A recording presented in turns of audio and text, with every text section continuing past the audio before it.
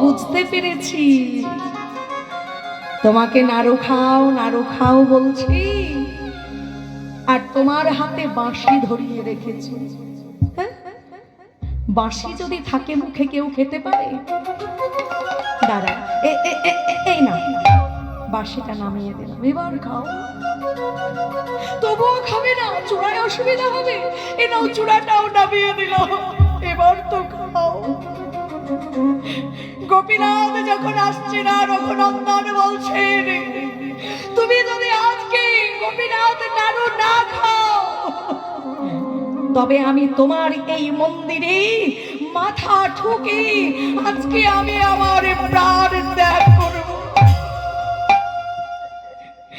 রঘুনন্দন যেই গোপীনাথ গোপীনাথ গোপীনাথ বলতে বলতে যেই মন্দিরের রঘুনন্দন মাথা ঠুকতে আরম্ভ করলেন, রক্তে আর চোখের জলে সারা মন্দির ভেসে যাচ্ছে।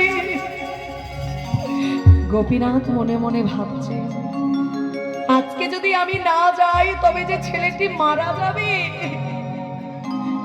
গোপীনাথ ওই রঘুনন্দনের ভক্তি ভাব দর্শন করে আজ মূর্তি হতে হাত বের করে বললেন, রঘুনন্দন, রঘু দে বাবা মায় নাড়ু, রঘুনন্দন নাড়ু দে,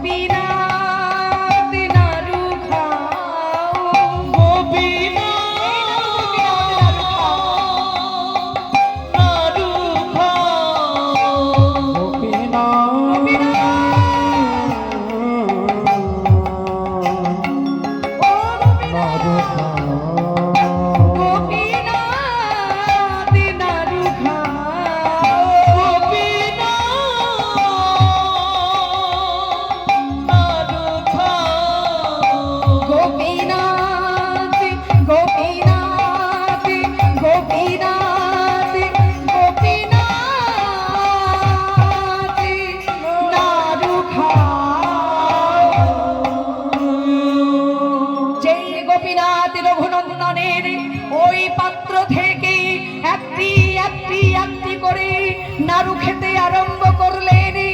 এমন সময় রঘু বলে উঠলেন, ও গোপীনাথ, তুমি সব নাড়ু কেন খেয়ে নিচ্ছ? প্রসাদ করতে দেবে না? রঘু বলছেন যখন এমন কথা গোপীনাথ বলছেন, রঘুরে, প্রসাদ তো প্রত্যেক দিন হয়, আর আজকে প্রসাদ নাই বা হলো। তোর মতো ভক্ত যে আমাকে চোখের জলে সেবা দিয়েছে, এমন ভাবে আমাকে কেউ সেবা দেয় না রে রঘু। রঘু, এমন ভাবে চোখের জলে ভেসে আমায় কেউ সেবা দেয় না, চোখে কেউ সেবা দেয় না আমায়, যে মন্ত্রে তন্ত্রে সবাই ডাকে রঘু, চোখের জলে ভেসে কেউ ডাকে না, মন্ত্র তন্ত্রে সবাই ডাকে আমায়, চোখে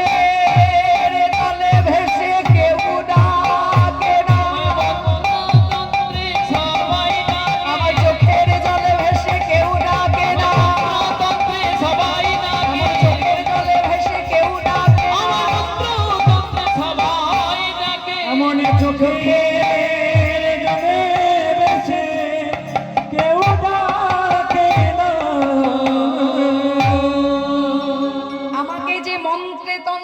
সবাই ডাকে, কিন্তু তোর মতো এমন ভাবে চোখের জলে ভেসে আমায় কেউ সেবা দেয় না।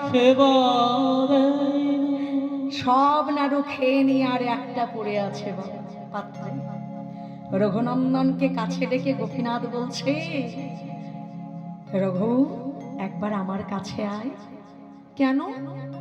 আর নাড়ুটাকে গোপীনাথ হাতে নিয়ে রঘুকে কাছে ডেকে ছোট্ট বালক রঘুর গালটি দুটি ধরে হরি বল ওই নাড়ুটি রঘুনন্দনের মুখে পুড়ে দিবে।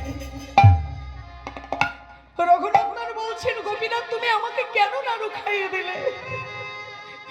রঘুনন্দনকে গোপীনাথ বলছেন, রঘু তুই আমায় এমন ভাবে সেবা দিলি, আজকে যদি আমি একটা নাড়ু তোরে না খাওয়াই তবে যে গীতার প্রতিজ্ঞায় আমার ভঙ্গ হবে। আমি যে গীতায় বলেছি, যেই জেঠামাগে প্রবদ্ধন্তে তাংস্ততৈব ভজাম্যহং মম বাত মানবাত্মান্তে মনুষ্য সর্বস্ব, যে ভক্ত আমায় যেমন ভাবে ডাকে আমি সেই ভক্তের কাছে তেমন ভাবেই যাই।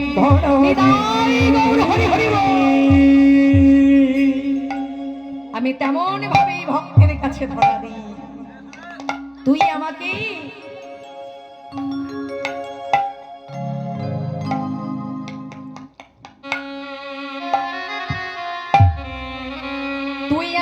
এমন ভাবে চোখের জলে নাড়ু ভেসে খাইয়েছিস, আমি কি তোকে একটা নাড়ু দিতে পারি? গোপীনাথকে রঘু বলছেন, এবার আমি শূন্য থালা নিয়ে কি করে যাব? বলো তুমি, আমি কি করে বলবো প্রসাদ? তুমি একটুও প্রসাদ রাখলে না, আমি কেমন ভাবে আমার পিতাকে প্রসাদ দেব? রঘুনন্দনকে গোপীনাথ বলছেন, আজকে প্রসাদ নাই বা হলো রঘু, যা তুই মন্দিরের বাইরে যা, আজ গোপীনাথকে সেবা দিয়ে রঘুনন্দন আজ নাড়ু থালাতে নেই, শূন্য থালা নিয়ে মায়ের কাছে ছুটে গিয়ে বলছেন, মা ও মা, মা দেখো দেখো আজকে গোপীনাথ সব নাড়ু খেয়ে নিয়েছে।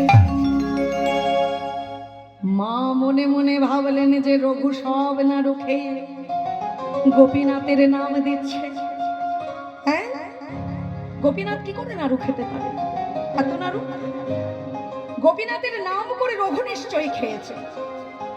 নিজের সন্তান খেয়েছে বলে আজ চিৎকার করে বললেন, দে আমায় নাড়ু থালা, তোর বাবা এখনই আসবে প্রসাদ দেবে বলে আমি নাড়ু ভর্তি করে তুলসী পত্র দিয়ে তোর বাবাকে প্রসাদ বলে খাইয়ে দেব। যেই এমন ভাবে মায়ে ছেলে কথা হচ্ছে, এমন সময় দেখা গেল আসিয়া মুকুন্দ দাস কহে বালকের হাসি, আসিয়া মুকুন্দ কহে বালকের বাবা প্রসাদ নৈবেদ্য আনো দেখি, বাবা প্রসাদ নৈবেদ্য আনো দেখি, প্রসাদ নৈবেদ্য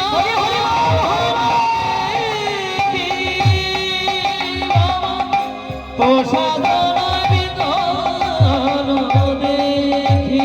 দেখিব কেমন সেবা দিয়েছে, দেখিব কেমন সেবা দিয়েছ, দেখিব কেমন সেবা দিয়েছ, আমি দেখিব কেমন পূজা দিয়েছ, আমি দেখিব কেমন পূজা দিয়েছ, প্রসাদ নৈবেদ্য আনো দেখি, প্রসাদ নৈবেদ্য আনো দেখি,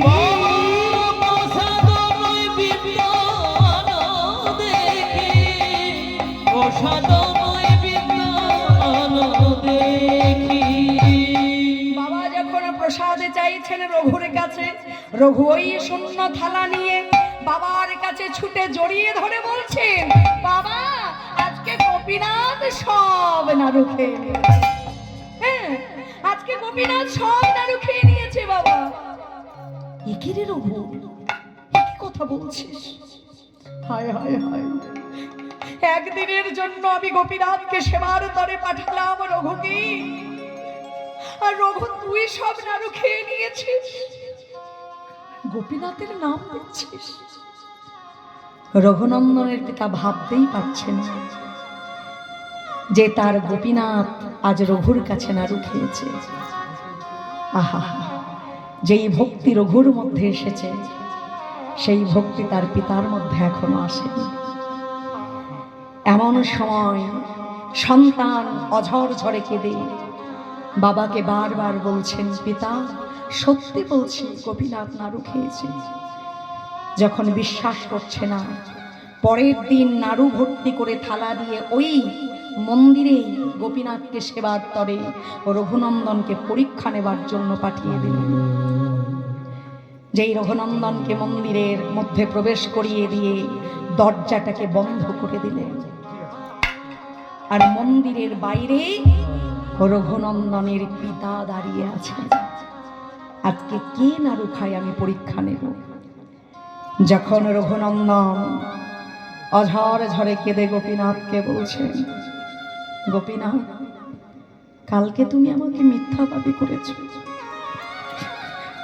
আমার পিতামাতা বিশ্বাস করেনি যে তুমি নাড়ু খেয়েছ। আজকে যদি তুমি না আসো, তবে যে তোমার এই ছোট্ট ভক্ত রঘুর সেবা সব মিথ্যা হয়ে যাবে। রঘু বারবার গোপীনাথকে কেঁদে কেঁদে বলছেন, গোপীনাথ আজকের মতো তুমি আর একবার এসো, গোপীনাথ তুমি আর একবার এসো। ও গো গোপীনাথ ঘন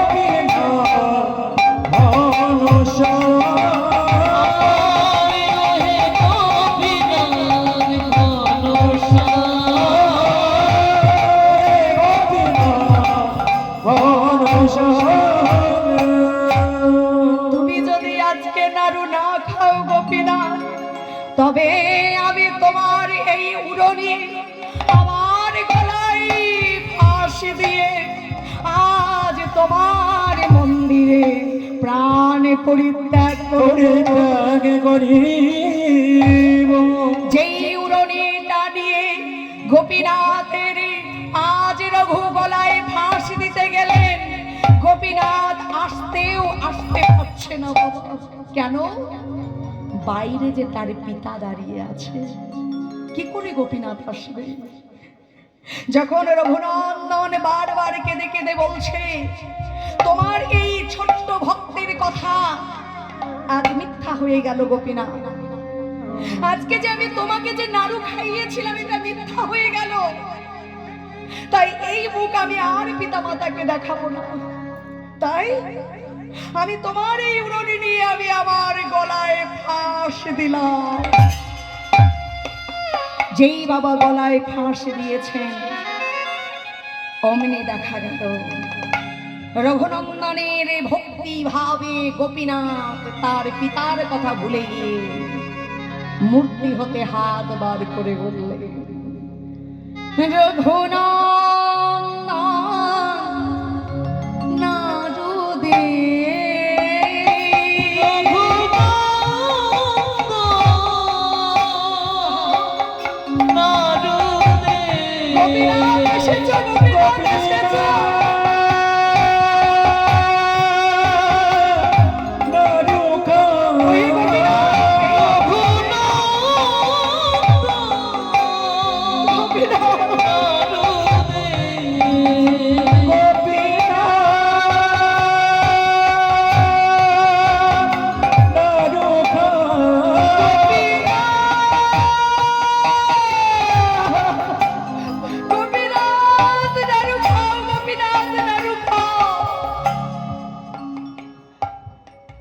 একদিকে নয়নে বিগলিত হচ্ছে, আর একদিকে গোপীনাথকে নাড়ু আস্বাদন করাচ্ছে।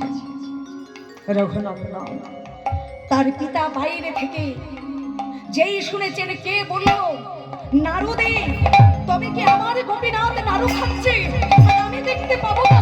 যেই রঘুনন্দনের পিতা দরজা খুলে যেই মন্দিরে প্রবেশ করেছে, যেই নাড়ুটা গোপীনাথ খাচ্ছিল রঘুনন্দনের কাছে, আজ সেই নাড়ুটা নিয়ে যেই গোপীনাথ অর্ধেকটা বদনে দিয়েছে, আর রঘুনন্দনের পিতা প্রবেশ করা মাত্রই সেই অর্ধেক নাড়ু পাথরের হয়ে গেল। যেই পাথরের হয়ে গেছে, রঘুনন্দনের পিতা বলছেন, আমার গোপীনাথের হাতে পাথরের নাড়ু কেন? আমার গোপীনাথের হাতে পাথরের নাড়ু কেন? রঘুনন্দন বলছেন, পিতা এ কি কথা বলছো? ওই তো গোপীনাথ নাড়ু খাচ্ছে। রঘুনন্দন দেখতে পাচ্ছে গোপীনাথ নাড়ু খাচ্ছে, কিন্তু রঘুনন্দনের পিতা সেই ভক্তির ভরে দর্শন করতে পারছে না গোপীনাথের নাড়ু আস্বাদন।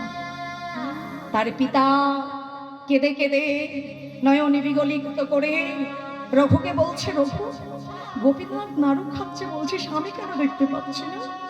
আমি তো দেখছি গোপীনাথের হাতে পাথরের নাড়ু।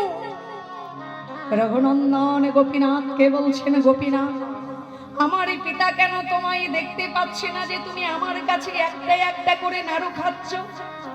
রঘুনন্দনকে গোপীনাথ বলছেন, রঘুরে আজ যেই ভক্তি জ্ঞানের বিকাশ তোর মধ্যে হয়েছে, সেই ভক্তি জ্ঞানের বিকাশ তোর পিতার মধ্যে এখনো হয়নি। তাই তো তোর পিতা আমায় দর্শন পাচ্ছে না রঘু। তাই তুই তোর পিতাকে স্পর্শ কর, তাহলেই তোর পিতা দেখতে পাবে আমি নাড়ু আস্বাদন করছি। যেই রঘু তার পিতাকে স্পর্শ করলেন, অমনি দেখতে পেলেন গোপীনাথ রঘুনন্দনের কাছ হতে একটা একটা করে নাড়ু খাচ্ছে। যেই ওই ভাব দর্শন করলেন গোপীনাথকে নাড়ু আস্বাদন করা দেখি, আজ রঘুনন্দনের পিতা চিৎকার করে বলে উঠলেন, নমো ব্রহ্মাণ্ড দেবায় ব্রহ্মাণ্ড হিতায় চ জগদ্ধিতায় শ্রীকৃষ্ণায় গোবিন্দায় নমো নমো। হে কৃষ্ণ করুণা সিন্ধু দীনবন্ধু জগৎপতে গোপীশ গোপিকা কান্ত রাধা কান্ত নমো।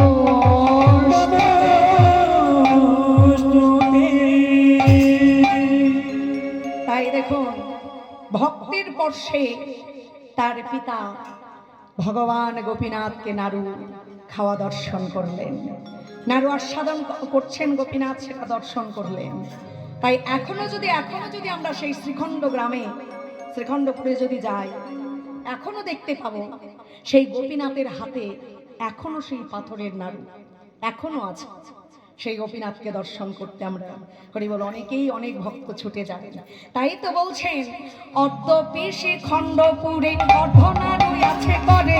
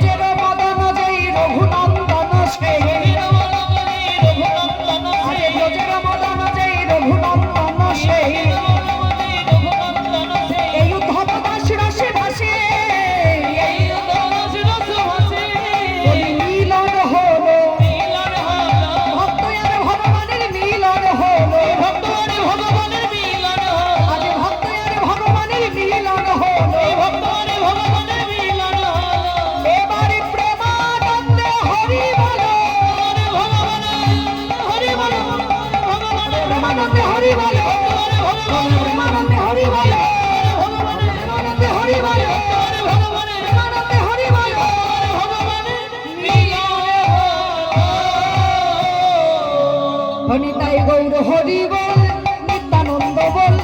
অদ্বৈত বল শ্রীবাস গদাধর বল হরি বল নিত্যানন্দ বল অদ্বৈত বল শ্রীবাস গদাধর বল